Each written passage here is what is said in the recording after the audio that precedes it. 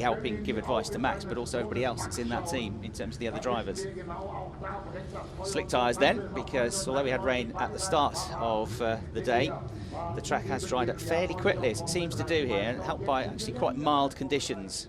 So they are going to start on the Hankook slick tyres. They're all 2-litre cars, 4-cylinder engines. They're not turbo powered, but they are direct fuel injected, these engines, this season. They produce 240 brake horsepower. A mixture, as I say, of different engine suppliers, but they're all on the newly homologated Dallara chassis, and they're about to encounter on their second race of the weekend here at the Norris Ring. It's the 17th race of the season.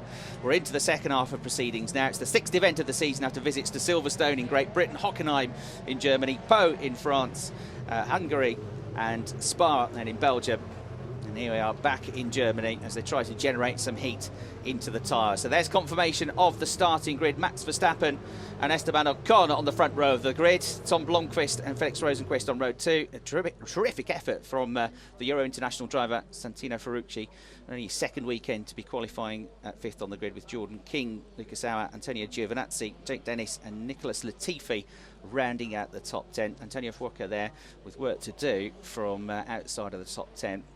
And 26 cars there are starting the race in the first qualifying session, which you and I, Dave, watched from right by the circuit, right at the Scholler S's, which they're about to head towards. It was fantastic to see these drivers just nursing the steering wheel, fighting against the bumps, and they can see it's a relatively simple circuit in terms of layout, but as Tatiana Calderon said to me yesterday, it's so much more than just 4 corners. The car is dancing around everywhere, under braking, it's very bumpy, it's very easy to lock the brakes, and you are just fighting against it, correcting the car almost all the time, and you could see that where we stood. Absolutely, and we were advised to go and stand there by Marcus Simmons from Autosport magazine, who said to watch F3 cars going through the Scholler S's is something to behold, and he was absolutely right, wasn't he? They get so close to the barriers and to the wall.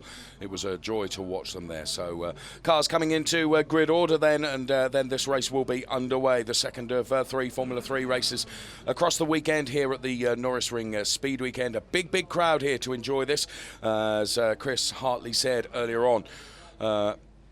Quite a bit of rain around, but this track does dry out so very quickly. So let's see how we do then. We await the green flag from the marshal at the very rear of the grid. There is Tom Blomqvist starting from P3 with Ocon and Verstappen ahead of him.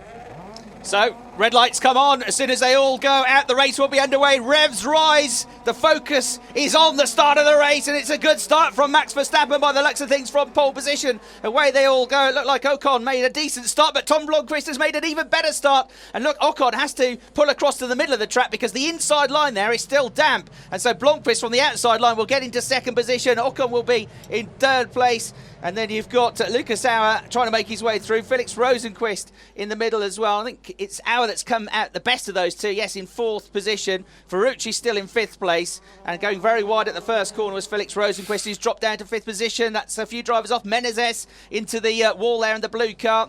And then you've got Michele Beretta, who was assaulted yesterday on the track by Jolson Kowiak, who's put back 5 places on the grid as a result of that. And Spike Goddard was involved in it as well in the number 11 car. And Menezes actually was just trying to steer out of all of that. And then it was Alexander Toril there. Toril got caught out as well. Kind of an innocent bystander. And for the 5th time this weekend, the safety car is deployed in a Formula 3 race. And we were saying just how well they'd all done in these qualifying sessions, not to be running into the walls, but it's just packed, isn't it? 26 cars. Although, as he said in his track guide, which he put up on social media, Felix Rosenqvist did a walk around the track, which was really interesting to watch. And Felix said, actually, for a street circuit, it's quite wide here in parts. Which is one of the reasons why you can overtake, but that's not one of the wide parts, is it? Down through the Grundig hairpin. No, and that bent car reinforces that fact, doesn't it? So, well, Felipe Guimaraes, for the second time this weekend, is in the woes. Let's get a replay of the start then, and Blomqvist got a great start, didn't he? So did Max Verstappen. The one who was perhaps didn't get the max out of that was Ocon. They're diving across Max Verstappen and Tom Blomqvist. It was down the outside, and Felix Rosenqvist was also in there as well. He actually made a good start, Rosenqvist. But yes, look, he'll lock up here and go straight on. and very, very wide through the Grundig hairpin, which is why he lost a couple of places and dropped from 4th to 6th. Ocon has been quite self-critical in his starts. To be fair to Spike Goddard, I think he got nerfed from behind, didn't he? Maybe by Simkoviak. He then got nerfed as the chain reaction continued. Hector Hurst, number 22, weaving his way through it like he did yesterday to go from 22nd on the grid up to, or from the back of the grid up to 13th place in the end. So let's have a look. Goddard, yeah, just got clipped by Beretta. So Michele Beretta clipped him. Then there was a chain reaction, and 1 or 2 completely innocent bystanders there. Alex Terrell just had nowhere to go, did he? It's a shame for the young Spaniard. His older brother himself is a pretty strong GT competitor. So there's Felipe Guimarães, the Brazilian driver, South American champion of last year, out of contention here already, but with plenty of time to repair the car, because the next race for these drivers is not till towards the end of the afternoon. So the time continues to tick, and yeah, I'll say the part of the track that's remained the wettest is down the inside into the hairpins. Everywhere else is relatively dry, but those are the places where you need to be launching down the inside to overtake. So broken suspension, broken front left corner there for Felipe Guimarães, the 23-year-old from Brasilia. What isn't helping their recovery operation is the fact that the nose is completely underneath the car, isn't it, and dragging along there as well. So it's a difficult. Guimarães has just had the 1 points finish so far this year. That was at Spa in the last round. Has done a little bit of GP3 racing a few years ago, had a podium in that. Then reverted to Formula 3 in South America for a couple of years with the British team High Tech Racing, and some British Formula 3 racing with Fortec last season as well for Guimarães. It's going to be quite a long drag back to the pits, isn't it? They're going to try not to make the car any more damage than it is. I just think he's sitting in there counting up how much it's yeah, all costing.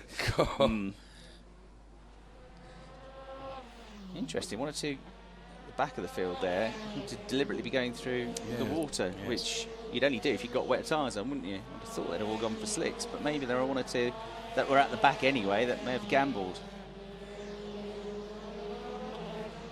Alex Torreal's managed to get going again. There is the Spaniard in the number 12 car. His mum and dad were both rally competitors. His brother Miguel racing in the GT Open Championship, finished in the top 10 in that championship last year.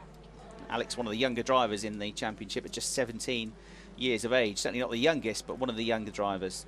Average age probably around about 18 or 19 in this championship. 1 or 2 in their early 20s, but not many. And you can see how heavy the rain was overnight and early this morning, just from how much standing water there still is there on the inside on the way into the Choleres. It's a very narrow, dry line there, actually, isn't it? If you stray slightly too deep into the corner under braking, you're going to be in dramas.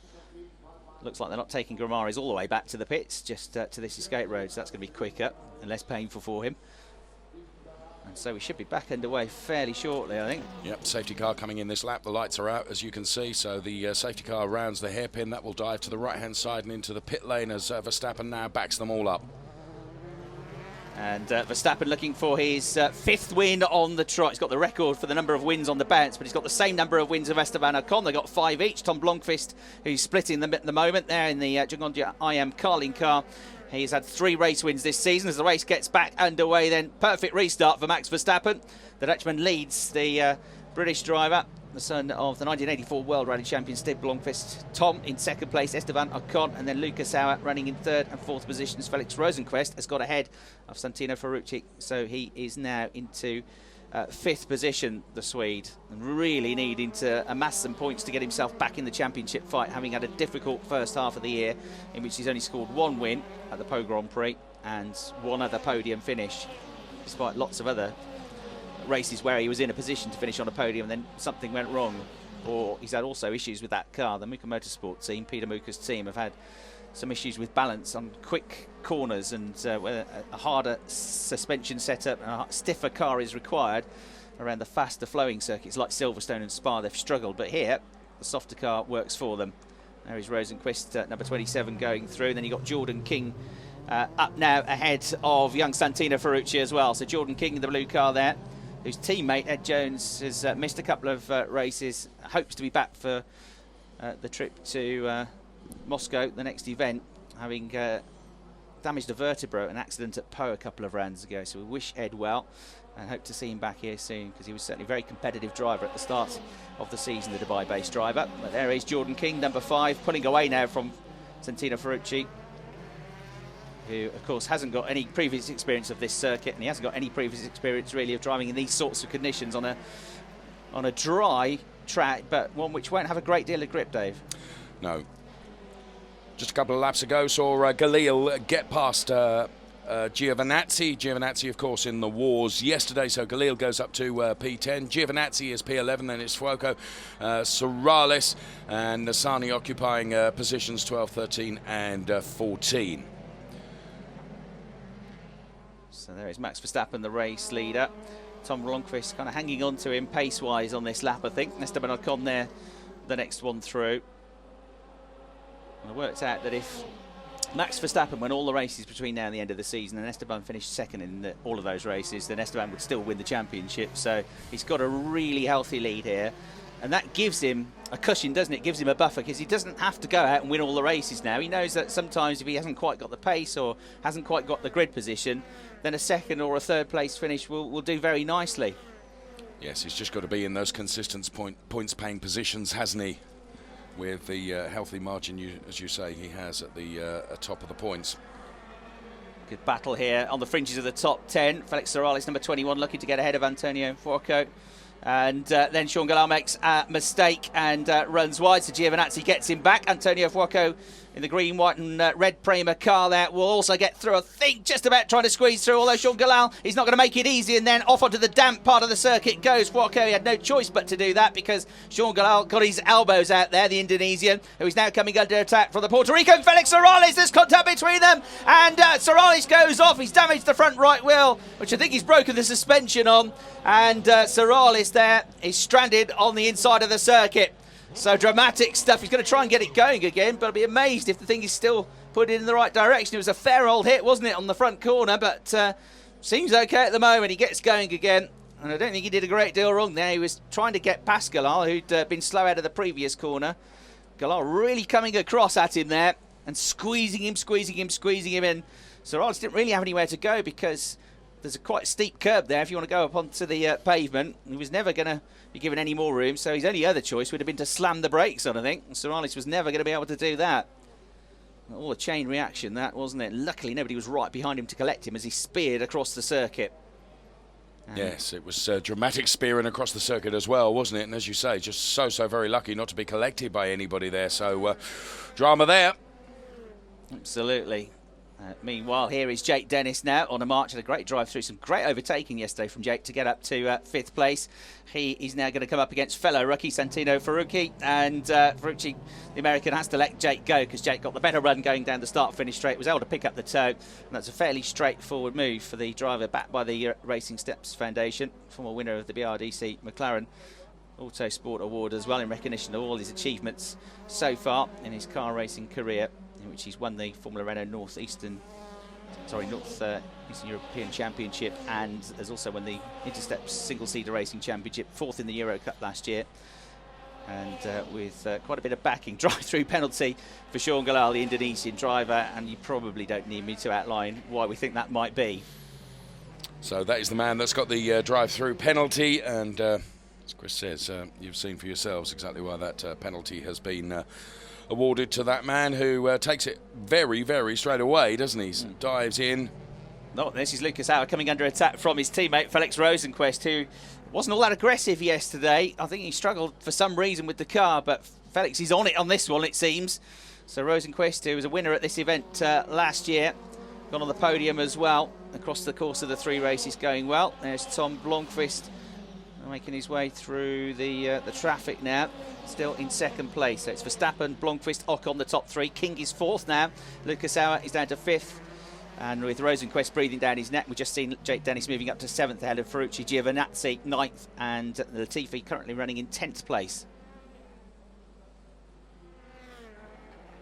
time starting to come down now as a bit more heat is generated into the Hankook tyres. So 49.8 for the race leader Verstappen last time around. As Mitch Gilbert now comes into the pits.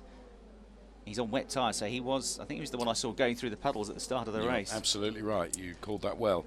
Didn't think it was possible that anyone would be out there on wets, but obviously they took that gamble that there might be a shower before or during the race, and have chosen now to come back in and change those tyres. So yeah, you're right. He was diving through the water, wasn't he, trying to keep those tyres cool. So and a lock up there from Lucas Auer. Felix Rosenqvist will get ahead of him. Ferrucci going very slowly in the background through the hairpin, so maybe he made a mistake as well. The American driver running in 8th place has lost an awful lot of ground. There's Jake Dennis ahead of him.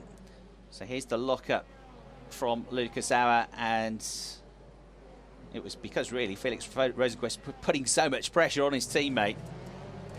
And is that Tatiana Calderon running wide, possibly down at the hairpin as well? It's very slippy there. The trouble is, if you just stray off that very narrow, dry line, it's still very damp, and on the slick tyres, it's not going to take a lot for you to completely run off the road. I know it was Rosenqvist, yeah. Yes. So as we came back live from the replay, yes, it was Rosenqvist who was the hero into the hairpin last time we saw him a few seconds ago. This time he's the one making a mistake, and he has a big lock up. The car just glides straight on. He's turning left, but nothing is happening. The steering wheel's just going straight. The tyres aren't gripping, and because he was trying to get ahead of King. So I think maybe very disappointed with the race yesterday, where we dropped from pole position to 6th. A more aggressive driving style from Felix Rosenqvist. He does really, to be honest, need to go out and try and win races. As we've got Lucas Auer now having a go at Jordan King. Everybody's having a go. Everybody's failing, and Jordan King hangs on to 4th place again. And so that will put Jake Dennis now up into 5th position. Jake's going like a train, isn't he, there in the number 28 car? So he's the next one to have a go. And Jordan King's just sitting on the inside line and thinking, well, if you want to come round me, you've got to come round the outside, and I know it's going to be slippy there, so you can try if you like, but you'll probably go straight on, and that's exactly what's happened to the two Muga Motorsport teammates. You're right. So Verstappen then with a 2.8 margin over Blomqvist, then it's Ocon, then it's King and Auer. Well, no, it's going to be King and Dennis, isn't it?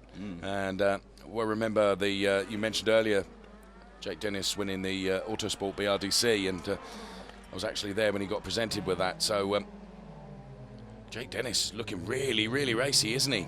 No, he doesn't make a mistake that the other. He's watched all this go on, hasn't he? He's seen the mistakes that the other two have made. He's like, I'm not going to try it there because that's still clearly too slippery. So it is going to make life difficult to try and get past Jordan King now.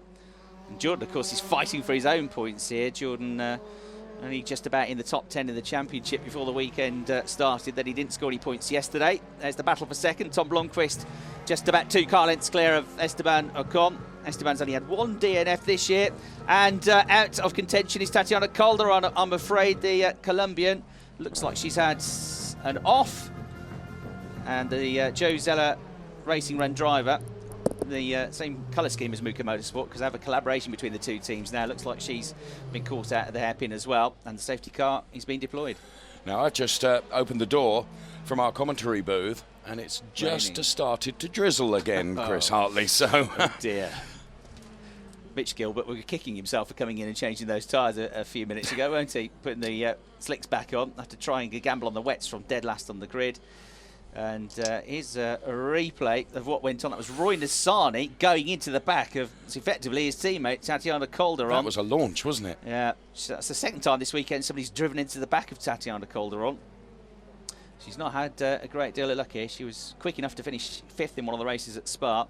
Really getting to grips with the team now. She only joined them literally at the start of the season. She was meant to be racing with the signature team, the French team. The car wasn't competitive enough. She switched to Joe Zeller Racing, and literally at 4 o'clock in the morning before the race at Silverstone, they were in the seat fitted. So she's taken a bit of time to bond with the team, and likewise, it's been going better of late, but she's been nerfed off there completely. Much bonding between teammates there, will there? Oh dear. So poor Tatiana, yeah. She was blocking the inside line. I think Roy had decided that he was going to go for it some time before that, hadn't he? Yeah. And expected a gap to open up, which never did. And they were both then on the damp circuit, and the inevitable happened, I'm afraid. So, I've lost count now, Dave. Was this appearance number 6 of the weekend for the safety car? Yes, you might be right. 4 yesterday and 2 today, isn't it? So, hard to see from that picture just how much the rain is coming down, but any amount of rain on those slick tyres is going to be absolutely treacherous for the drivers. So Verstappen have built up nearly a 4-second lead, not anymore. Into the pits for the second time comes Sean Gallal. First time was for a drive-through penalty. This one looks like it might be more permanent, maybe. He's not in a particular rush, is he? No. Although, no, slowly into his box. Well, he might as well have a go from near the back of the field, hasn't he? Put the wets on. He's not going to get any points anyway, and he can look like a hero if you try something a bit different, can't you? Might be a good call, that, from the team. They've got nothing to lose, really, so no. It's worth having a go, isn't it? So, are the safety car lights still on? Yes, they are. Max Verstappen's lead has been quashed again. And there, out goes Sean Gallal. We'll keep an eye on what sort of lap times he does, but he's plumb at the back of the field now. And a lap down as well. So it's going to really need to rain for it to work. It's going to need everybody else to be heading into the pits, isn't he, for this to work as a strategy. But he'll probably be one of the quicker drivers out there for a time, depending on whether this rain stops or gets worse. Sean Gallal taking the risk in the Jagonia IM Carlin Run team. 17-year-old from Jakarta. He lives in the UK, lives in Bath. Former junior rally champion in the KFC Junior Rally Championship, an Indonesian karting champion and an Asian karting champion. Car racing career started 3 seasons ago in 2012, where he was in the very popular and quite competitive Formula Pelota China Championship, in which he finished 4th before coming to Europe for the first time last season with the Double R racing team, which was originally formed by Steve Robertson and Kimi Räikkönen, but was bought out several years ago by Anthony Hyatt, who kept the name, but it's a very different team than it was originally. Well, Galil's strategy is definitely not going to work, because he's been given another drive-through penalty for leaving or been given a drive-through penalty for leaving the pit lane under red lights. Right. I say it wasn't for pit lane speeding, was it? Because he crawled in. Right, so the next one to try something is going to be Roy Nissany's been shown a black and orange flag, which means a technical disqualification, effectively, in that he's got to come off the circuit and get something fixed. They're not happy with something, maybe bodywork dragging, or sometimes if it's fluid coming from the car. So they've made him come in. So as he's coming in anyway, they'll get the tyres changed. But the red flags are coming out. So although it doesn't look that bad on the screen, I can only assume this is weather related, because the incident which caused the safety car wasn't a big incident, was it, Tatiana Calderon? There's the drive-through penalty. That'll be 3 visits to the pits for Sean after getting his best result of the season yesterday. So here you go, he's off, but the red lights you can see there are still on, and he should have stopped there. Wasn't either aware of the rules or wasn't keeping an eye on the lights, and through he went. And it was to make sure the pack went through before he joined in the middle of them. It's a safety issue, isn't it, that? Because he was understandably quite keen to get out as quickly as he could. So Sean Gallal having a frustrating race 2 here at the Norris Ring, 7th event of the season. And the cars are now stopped out on the circuit, so a red flag. Maybe it's because the safety car's running out of fuel, Dave. It's been out that much this weekend. I can't keep going like this, he says. Can he stop the race? Right. It's got to be because of the rain, I think, hasn't it? Do my meteorological bit. Yeah, we haven't got any other information on the screen other than red flag, which we know, because we can see. It's not. Yeah, it's steady, isn't it? But it's not lashing it down. But as I said, it wouldn't take a lot for it to be very dangerous. I think maybe another circuit, they might have let it go. But given that there is no runoff, effectively, apart from 1 or 2 places at the hairpins, if you're off here, you're in the wall or in the barrier. We saw a Sirocco Cup car going off in the barrier and absolutely taking it to bits yesterday, didn't we? And it took the best part of an hour and a half to repair, which they are desperate to avoid. And bearing in mind that, you know, inside a touring car or a DTM car is one thing, but these are single-seater drivers. They're all young drivers. They're all, you know, although the cars are built to the very, very high safety standards and all FIA approved and homologated, you do not want a single-seater car heading into a concrete wall. So they've taken, I think, probably the right decision here, the sensible decision to bring out the red flags and to stop the race. Well, teams rushing on now with those wet weather tyres. And, well, the clock is still counting down despite the red flag. So Mitchell Gilbert had the right idea in the first place, didn't he? Yes. They looked at the forecast and thought, yeah, rain might be coming. I'm dead last on the grid anyway. But to be honest, even if he hadn't come in and changed back to slits, the strategy wouldn't have worked because they stopped the race anyway. And he wouldn't have gained an advantage, really. He might have got a few places before the red flags came out, but not many. Just in the middle of the, to the left of your picture there, just saw Trevor Carlin from Carlin Motorsport walking across the grid. And there you can see on the trolley very much the wet weather tyres that are being brought out.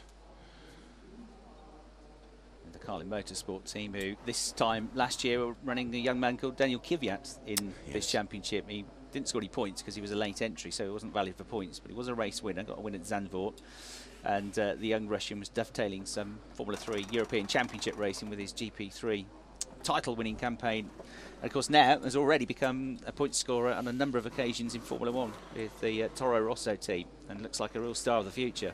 Yes, he was certainly impressive at Spielberg in the F3 Euro Championship. It's the sound of air guns going now as the tyres are being changed. Yep, you can see the teams and just how quickly and effectively and professionally they work. Very, very high standards there. Talk about teams like Carlin. Drivers that they've run in the past include Kevin Magnussen, Daniel Ricciardo, Robert Kubica, Nico Rosberg, Max Chilton, Sebastian Vettel. Vettel also was run by the Muka Motorsport team when he raced in Formula BMW about 10 years ago. So they're used to dealing with upcoming talent, future talent, and been a number of conversations already this season, and even more so this weekend, because we did think maybe this was the one track where the rookies might struggle, and they really haven't. No. But what a great season it's been for the FIA Formula 3 European Championship in terms of the whole field is talented. I mean, 26 drivers out there. They are all successful drivers in all the other championships in which they've raced. They come here, and the standard is just so high. As Tatiana Calderon said to me yesterday, you know, you lose 1 or 2 tenths of a second on a lap, and you're nowhere because it's just so tight. And yesterday in that first qualifying session, we had 23 or 24 cars covered by less than a second. The Van Amersfoort team running that man, Max Verstappen, who led the race. Clock has been reset at 15 minutes, so when the race resumes, that we're going to get 15 minutes of racing. It's the Van Amersfoort team working hard there on the Max Verstappen car. Now, he built a margin of some 3.8 seconds, Chris, over Tom Blomqvist, which is extremely good. Of course, all that will count as naught now. And whereas Tom Blomqvist had a very good start in the original getaway, he's on the other side of the grid for this one now because he started the original race third. This time, he's the one that's going to have that inside line down towards the first turn, which normally you'd think was an advantage, but it seemed to be a disadvantage when they were on slick tyres and it was still a bit damp on the inside. I don't think he'll have a problem now because they're all on, of course, the wet tyres. And they will be on the wet Hankook tyres. Tom Blomqvist based in Cambridge. Races as a British driver, and after a difficult season last year, still finished in the top 10 of the championship, but he's really got a good team behind him, Tom Blomqvist, and he's taken his opportunity. As I say, he's got 3 race wins this year, so yeah, all those young rookies are coming in, but Tom Blomqvist, and I think to an extent Lucas Auer, are a couple of the drivers that have been around in Formula 3 for a few years that are kind of holding their own against these uprising stars. Well, certainly those are the two, if you like, who are furthest up the points from those that have been in F3 before. Felix Rosenqvist, we thought probably going into this season with the experience he has would be one of the favourites, and hasn't had it all his own way by any means, has he? But then, you know, a conversation that we had yesterday is the fact that, reinforced by what you've said earlier, is the strength of the rookies that have come into the championship this year. Many would say, perhaps, potentially, this is one of the most exciting grids of rookies we've seen in F3. Yeah, well, coming into this weekend, 4 of the top 7 in the championship are all rookies. is almost unheard of at this level of racing. You know, very often it takes a year or two to settle into Formula 3 and to become very much competitive. They're going to start, we're told, behind the safety car, so it won't be a standing start. Like that's something they're talking about introducing into Formula 1 next year, isn't it? Standing starts rather than safety car restarts after a safety car period, but it will be a start behind the safety car, which will make life a bit easier for the race leader, Max Verstappen, who's had a few of these safety car restarts and done very well with them, actually. Although yesterday, the one that was really quick off the safety car restarts was Esteban Ocon, wasn't he? Got a place on one of the runs on Felix Rosenqvist as a result of that. Well, I suppose we should say credit to the stewarding team that, for reasons of safety, brought that race under the Reds, didn't they, to allow the teams to change those tyres, because it is it's just steadily raining now. It's getting worse, actually, isn't it? Yeah, as you so rightly said, I mean, safety is, of course, paramount, and we saw the damage that was done to one of those barriers with one of the Siroccos yesterday, and you know, the impact with which it went into the barriers caused sufficient damage for the race to be curtailed for some considerable amount of time. And the very important point you make is it's all very well if you're in a tin-top car clattering into the barrier, but with a single seater that is an altogether different story. So great call by those by the stewarding team. Absolutely. When it happens, the restart has now been cut from 15 to 12 minutes, so it'll be a 12-minute restart. Is the latest news. Interesting little DIY grandstand arrangement there, Chris, to max out your viewing potential here at the Norris Ring. Proper motorsport fans, these. They don't care about the weather. They're coming out. They're watching their racing anyway. They're hardcore, dedicated motorsport fans here this weekend. And let's be honest, it's not the first time it's ever rained at the Norris Ring, is it? I don't know if you've seen at race events, certainly in the UK, there's a team of race fans and supporters that go around watching various race events, and they park their van, which is obviously used during the week for their trade. They park their van at an advantageous viewing point, and they have permanently welded to the roof of the van a row of 4 seats. So, suspect it doesn't help the aerodynamic effect in driving, but they have a great vantage point when it comes to watching motor racing. As long as they don't sit in it when they're on the move, on the autobahn or wherever. Well, they're enjoying themselves here this week. Absolutely packed crowd here at the Norris Ring because it's such a unique venue here, this street circuit. If you've not seen the Norris Ring before, it's only used as a motorsport venue once a year. These are public roads just on the on the outskirts of the main centre, city centre of Nuremberg. And car racing has been going on here since the 1960s, originally mainly used for two-wheel motorsport, for motorbike racing. Michele Beretta, who was taken out at the hairpin yesterday in pretty offensive style by Jules Kvyat, who must have come from 5 car lengths back and completely outbraked himself and just ran into the side, T-boned Beretta, whose team, the Euro International team, the Italian squad, had quite a bit of repair work to do to the side of that car after yesterday's race. And they didn't have all that much time to do it because there was a qualifying session in the afternoon for this. Looking at the painted red line there, which is put here for the race, but there are lots of white lines on the circuit itself, which are just road markings. And you can see, I mean, you can see from that picture, Dave, that if you just walked on that, it'd be a lot slippier than the road surface itself. And that's something they have to watch in these conditions. As you say, that really is something they have to contend with, because there is lots and lots of white lines, isn't there? Lots of painted lines all the way around this this street circuit here at Norris Ring. And another point to make is when we see in the exit from the Choleresses, where they run onto the surface changes from tarmac to almost like paving slabs, doesn't it? And the adhesion qualities of the two are very, very different. Yeah, you've got grip, grip, grip, no grip all of a sudden. It's right by the wall.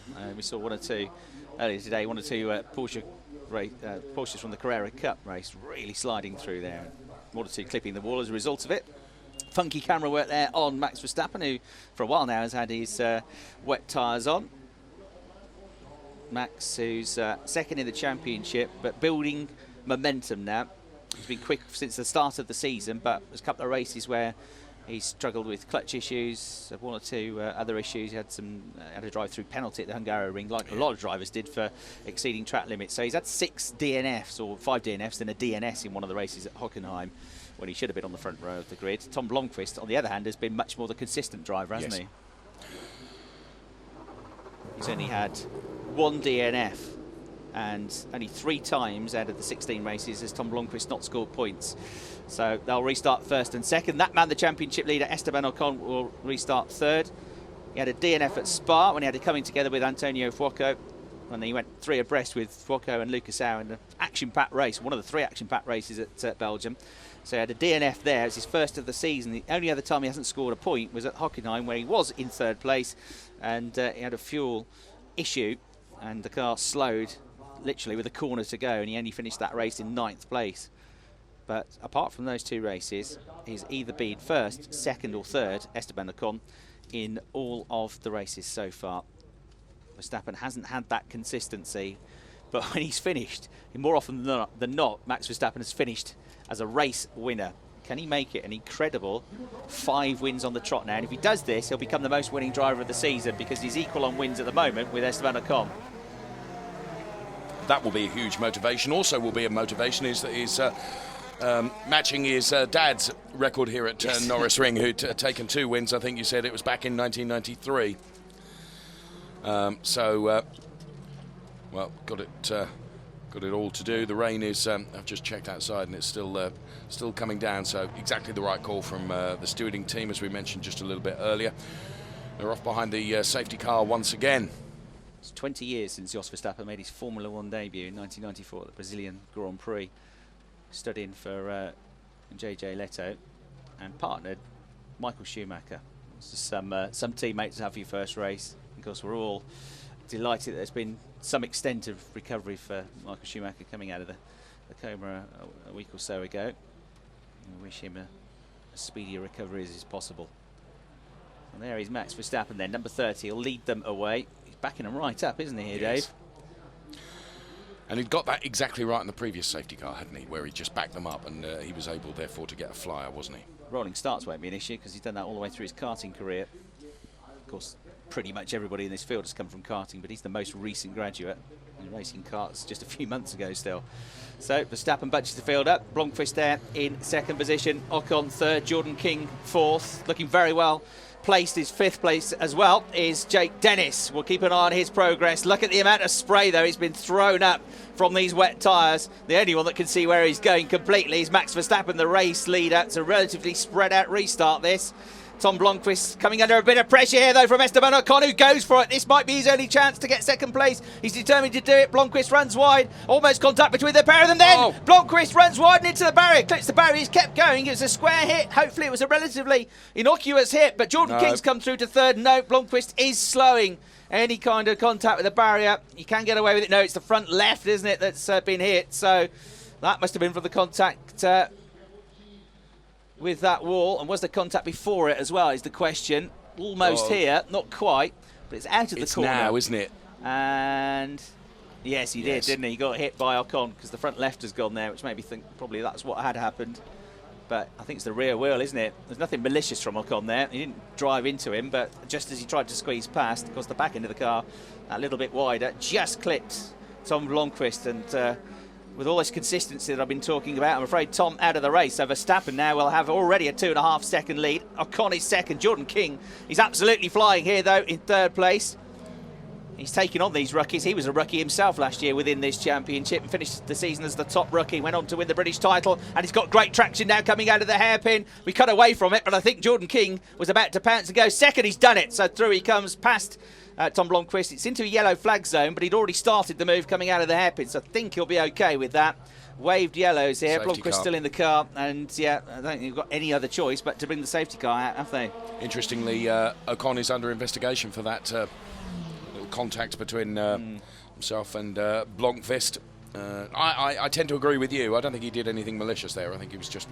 Well, it was his chance to get through. He went up the inside, and he was committed to the inside line, and he actually was through, wasn't he? Blomqvist was out wide, and it was as he squeezed past, and Blomqvist just ran out of room because the rear wheel clipped the front right wheel of Blomqvist. That broke that, and then to add insult to injury, he went into the barrier as well, went into the wall as well, damaged the other side of the car. But he's trying to limp it back to the pits, as you've seen, which might mean this is a very short safety car period. So Tom Blomqvist, who fell from second to third in the championship after yesterday's result. And he's having a difficult weekend here. Yeah, this is going to hurt, isn't it? It is, yeah. And it'll be an opportunity for Lucas Auer maybe to move ahead of him as well. If Lucas has a good result here, Lucas could very likely move up to third in the championship, with Tom falling to fourth place. Jordan King trying to catch them up as well. And now Jordan King just clipping the back of Esteban Ocon. Yesterday, of course, there was contact. We didn't see it on the TV pictures, but there was contact between Blomqvist and Ocon, wasn't there, when they were running in second and third? And I think we saw it because there was another incident which happened at the same time, which the camera was trained on. But I think it was probably down at the S's, and Blomqvist went into the back of Ocon and had to go into the pits to sort his front wing out. Ocon's got a drive-through. Drive-through penalty. Well, he'll argue the case, but he won't be able to do anything about his result here. He can't go and argue it now, can he? No. So Esteban Ocon, the championship leader, is going to get a drive-through penalty for his part in that incident with Tom Blomqvist. And he may feel possibly a bit harshly treated by that. Either way, it's not going to help Tom Blomqvist, is it? No. His race is ruined. So Verstappen leads, King is second, and Jake Dennis is going to move up to third place once Esteban Ocon comes in to serve his penalty. And up to fourth position will come Lucas Auer. Very good chance for him moving into the top three of the championship now. Jake Dennis, first of all, though, has got to fend them all off going through the hairpin, and Auer having a big go at him. We've got Felix Rosenqvist not that far back as well in the other orange car, the Mika Motorsport car, number 27, running in sixth place. And a real baptism of fire here at the Norris Ring in only his second event in the championship for Santino Ferrucchi, the number 29 car, the young American, run by Euro International. Outstanding qualifying performance yesterday, but he's on a street circuit in the car which he hasn't driven very much, and now in completely wet conditions. He'll do well just to finish the race, I think, and if he can get some points, it'll be a real bonus for him. As Jake Dennis now, I think we'll have to let Lucas Auer go into the hairpin. Lucas got the track position before they got to the braking zone, and a good clean move that from the Austrian. He's pulled off some nice moves. He's driving really well this year, Lucas Auer, isn't he? Yeah, very much so. So we've got just under 6 minutes left on the clock here. Race being led by Verstappen. There is Ocon then with his drive-through penalty about to be taken. And, well, Dennis coming under some more pressure now from Rosenqvist. Yep, so down to fourth place after that move from Auer. Rosenqvist trying to breathe down his neck. Ferrucci's hanging on to them, doing a very impressive job there. Just about half a second back in sixth place. Giovinazzi's up to seventh. Antonio Fuoco having a better run in the wet. He's up to eighth. Latifi's up to ninth. And Gustavo Menezes, who got a couple of podium finishes at Spa, the American driver, up to 10th. We've got two Americans in the top 10 in this race. And that visibility getting worse and worse as the rain continues to fall. And now Felix Rosenqvist, he's going to have a big go here, a big sideways moment for Felix Rosenqvist. And the trouble is, they're still turning as they brake there. They go over the crown and the crest of a hill. The car is unsettled, unbalanced. There's a huge amount of surface water. And he rally crossed into the corner. And that was fantastic car control. By all accounts, he should have been off in the barriers, but he held it beautifully, didn't he? Lost a place, though, as a result of it to Ferrucci, who's up to fifth now. Stunning drive. There's been a couple of occasions in this race, in both parts of this race, where you can see that Felix Rosenqvist is just going for it. And a couple of times it hasn't worked out. He has to go again there up the inside to try and get fifth place back from Ferrucci. But it's quite an aggressive start. It's completely understandable because he has had, by his very high standards, a difficult start to the season. He just needs to go out and try and win races now. Look at this. As you say, absolutely remarkable control, wasn't it? The car was completely locked up. It was skidding, wasn't it? We've all had those moments on the motorway in wet conditions where the car is aquaplane, and it's a heart-stopping moment, isn't it? But these racing drivers just keep everything cool, slow everything down, and they don't panic. And there he is. He only lost a place as a result of that. Any other human being would have probably been completely out of the race.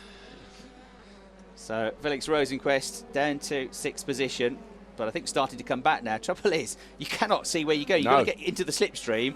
But once you do that, it's like being stood in a jet wash and somebody just jet washing your helmet. You can't see anything. Huge balls of spray, really wet out there now. No problem for Verstappen, though. He's 3.5 seconds clear. And he's the one that can see where he's going, can't he? Because right at the front of the pack, and as you say, some 3.5 second margin over King. Jordan King, who's looking for his first podium finish since the second weekend of the season. He had a third at Silverstone, a third place at Hockenheim, and he's had a couple of DNFs in between all that, some points finishes, but this is much better from him as Giovinazzi now tries to make his way through the fog, and he's got Antonio Fuoco alongside him. You wouldn't have seen that at all if you looked in the mirrors, and he obliges by going very wide into the corner. So Antonio Fuoco, the Prema car, gets through, and this is more like it from Antonio. It's been a struggle of late, hasn't it? Latifi also ran out into that runoff area as well, but managed to get back on okay, just went in far too deep. And we've seen that so many times at this particular turn, haven't we, here at the Norris Ring. Top of the screen, it's changed from laps down to the clock now with just under 2 minutes 40 seconds to run in this rain-affected race here at the Norris Ring. Ocon in 16th place, the championship leader after his drive-through penalty. So for only the third time this season in 17 races, he's not going to pick up any points unless something melodramatic happens in the race. Verstappen 4.7 seconds clear now. That last lap, he was more than a second quicker than Jordan King in second place. Lucas Auer in third position on a very similar pace to Jordan King, so that gap stays at around about 4.2 seconds. There is Lucas Auer going through in third. There is Jake Dennis, the yellow helmet, the red and white car, red and white and blue car in fourth. Then Ferrucci having a magnificent drive, I think, there in fifth place. Another rookie for all these more experienced F3 drivers to contend with. Felix Sorales there in a race to try and get through and into the top 10 if he can, and he's got Sean Gallal with him. He's a lap down, isn't he? Because yes. He's had, was it 1, 2, 3 visits to the pits now, Sean Gallal. So I don't think he'll be in a rush to fight that one too hard, knowing that Sean is a lap behind him. So decent performance by Antonio Fuoco, and he's not that far behind Felix Rosenqvist. There could be more points to be gained here. There's Giovinazzi in the yellow number 19 car, running at the moment in the points, running in 8th place. In 9th position there, right behind him, is Nicholas Latifi, who has been capable of finishing on the podium this year, and looks to be slightly the quicker of the two, doesn't he? That car run by Prema Power Team, who also run the championship leader Esteban Ocon, and a number of other drivers, and with the champion team from last year. And he's having a big go here, coming out of the last kink, out through turn 4 over the start-finish line, and he's through. And there's a fairly straightforward move, that, as we go into the final minute of the race now. Giovinazzi tries to fight back. Was in the air yesterday. Takes again a very wide line there, deliberately so, I think, because he tries and cuts back then on the inside. But this man is on course for his 6th win of the season and for his 5th consecutive win, and in a ferociously competitive championship. That is very impressive. We thought Esteban Ocon might be running away with the championship a month or two ago. I don't think he is going to run away with it.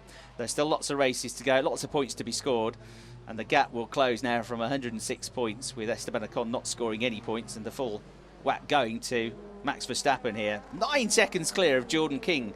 He's not exactly relenting the pace either, is he? Extraordinary driving from Max Verstappen.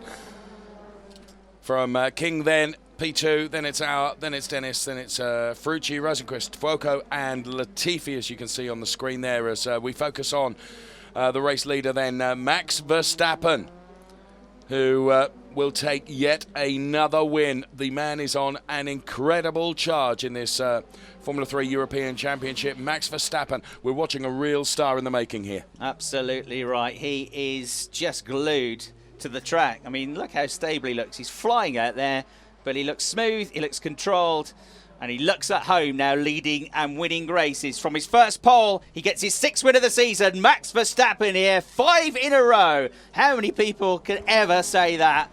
And who's to say he can't make it 6 with the race to come later on today? And a very good drive through to second place there for Jordan King. He had to do lots of defending in the first part of the race, but he drove really well to get through to second place, and good driving from Jordan to get onto the podium, back onto the podium for the first time in a while. Lucas Auer again impresses, and that 3rd place I think now will boost him up the championship. Jake Dennis comes home in 4th position, one of his best runs of the season as well. So 4th and a 5th for Jake, turning into a good weekend for the young British driver. And what a star performance as well it was from Santino Ferrucci, from 5th on the grid. He's 5th in the race, his first time at this circuit. Everybody else has had a head start on him because he wasn't 16 until May, so he couldn't join the championship until Spa. He missed the first 4 events of the season, but the young American is another one to watch. 5th place for him, and 6th position for Felix Rosenqvist, who tried everything but ultimately just didn't see another car underneath him in these conditions. And Max Verstappen, the race winner after 32 laps, and this is the replay of him taking the checkered flag. And you know, Dave, I don't think it's going to be the last time we see a shot like that. No, I think you're right. There he was then, taking the checkers. Max Verstappen. Well, Jos Verstappen will be one of the first to go and congratulate his son down there. And as we said at the start, he'll be delighted that he's done the same as his father now, who reminded him of the fact back in '93 he took 2 races here at Norris Ring. Well, Max has done the same, and as you say, we still have another race yet to come. He wants to get one up on Dad now, doesn't he? Yeah, he does. More. Here's confirmation of the result then. Max Verstappen takes the win from Jordan King. Then it's Lucas Auer, Jake Dennis, Santino Ferrucci then with P5. Then Rosenqvist, Foucault, Latifi, Giovinazzi and Menezes. And the rest of the order there, including Sorales, Van der Laar, Brian Meisner. Ocon then finishing P14. And wonder whether you're right, whether he will feel hard done by with that drive-through. I'm sure he will. I'm sure he will. There's always an argument there on both sides of the fence, Sure. isn't there?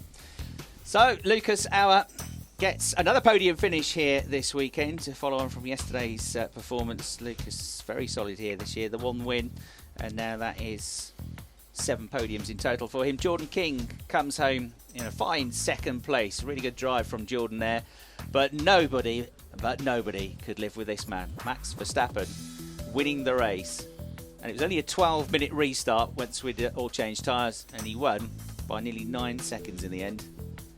Terrific performance, and he closes the gap, of course, to the championship leader Esteban Ocon, who finished down in 14th place after he tangled with Tom Blomqvist, tried a move. There was a clip between the pair of them. Blomqvist ended up in the wall with broken wheels and suspension. Ocon was given a drive-through penalty and dropped out of the top 3. It's all going the way of this man, Max Verstappen, and couldn't be happier for him. Very tall driver, as you can see there. I think he's well over 6 foot tall. One of the taller drivers in the championship. So tremendous effort, that really good driving. And I mentioned how well Santino Ferrucci did. Probably shouldn't have been surprised, because his record in the wet is exceptional. In America, apparently in the wet, he's not been beaten since 2008. Really? So he's a wet weather specialist. Although, as I said yesterday, he did well to finish in 12th place, I thought, in the dry conditions.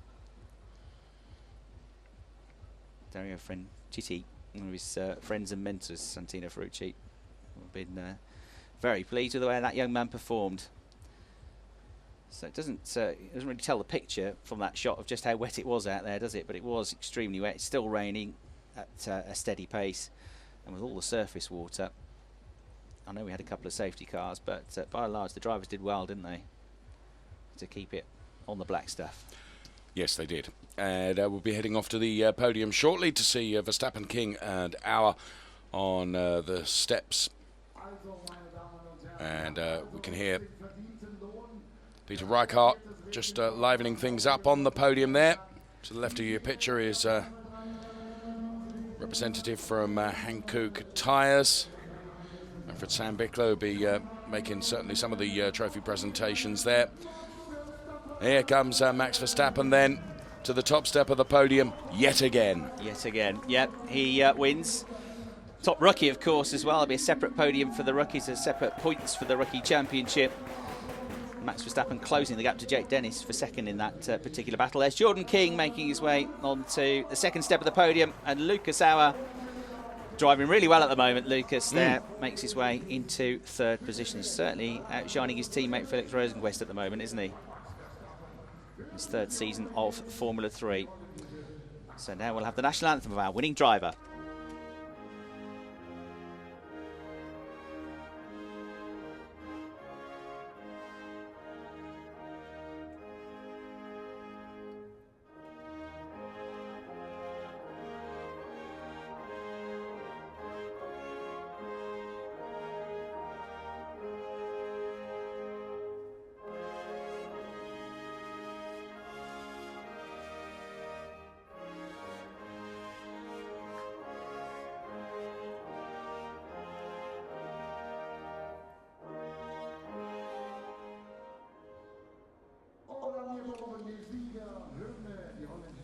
Well, Dave, it feels like a privilege to witness these young talents this season, because I'm absolutely convinced there are at least 3 or 4 of them that we're going to be talking about a lot in the future and making it all the way to the top of their sport, and that's certainly one of them, isn't it? Absolutely. I think you're so right.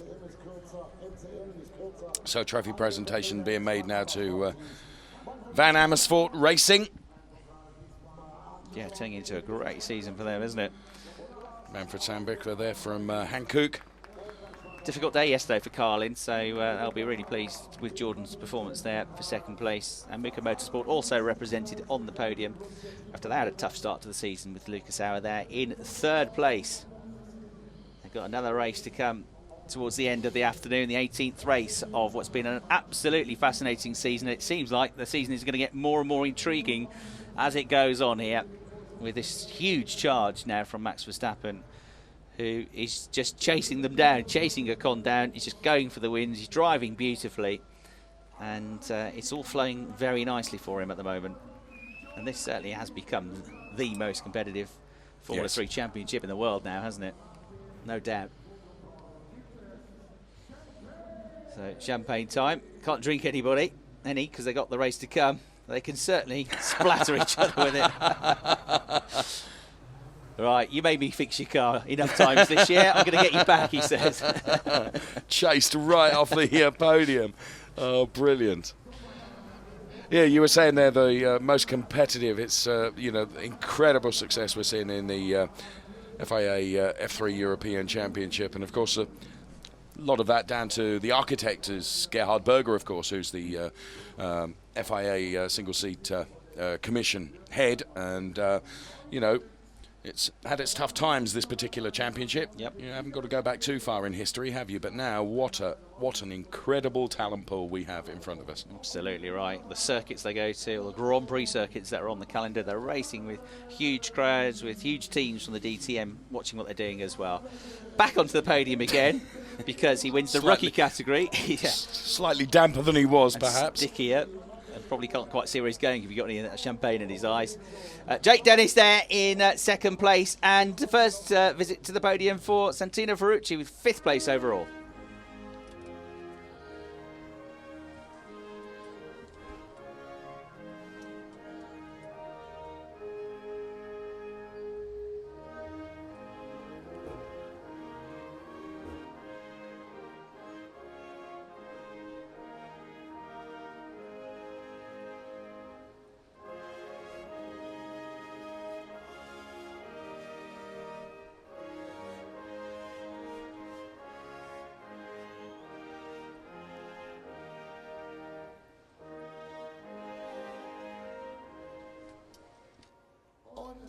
So fantastic performance from these 3 rookies here. You say Max Verstappen, one of the tall drivers. Jake Dennis is almost as tall as him, but being on the second step of the podium. But comparing as I was then as we were listening to the national anthem, just look at the difference in terms of size between them. I mean, Jake Dennis is a tall fella, isn't he? He is. Yeah, I remember when he was only up to my waist when he was 8 years old. But he's a very tall driver now. Takes his trophy for second place. I'm sure Dad Steve, karting legend, will be watching that from back home. Mom and Dad very proud of Jake, and very proud parents, I'm sure, as well. Santino Ferrucci, really good. He's not going to be up there in the championship this year, having missed so much of it. But yeah, there you go. He's more racing driver size, isn't he? Well, he is. That's what you'd expect from a racing driver, to be a bit shorter, a bit smaller. Probably still growing though, to be fair. He's only just turned 16. Yes. Incredible. Not old enough to drive a car on the road, but he's old enough to drive a car 175 miles an hour at a street circuit and get onto the rookie podium. So, champagne again. Max knows how to do this, doesn't he? So he's the first one to open the bottle. Jake Dennis gets him back. And brought Santino Ferrucci doesn't know where to look. No. Well, 3 great performances there from these young rookies. Well done to all of them. Fantastic racing here, and the good news is there's another race to come from the Norris Ring with the 18th round of the FIA Formula 3 European Championship. Hope you enjoyed the action, and we hope to see you again here later. From Dave Richardson and myself, Chris Hartley, thanks for watching.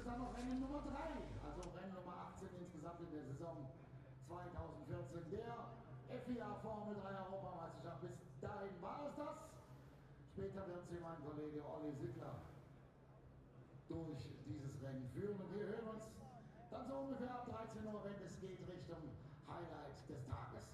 Der vierte Lauf der Saison 2014. Der deutschen Tourenwagen Masters, der DTM. Mit viel Mercedes vorne, aber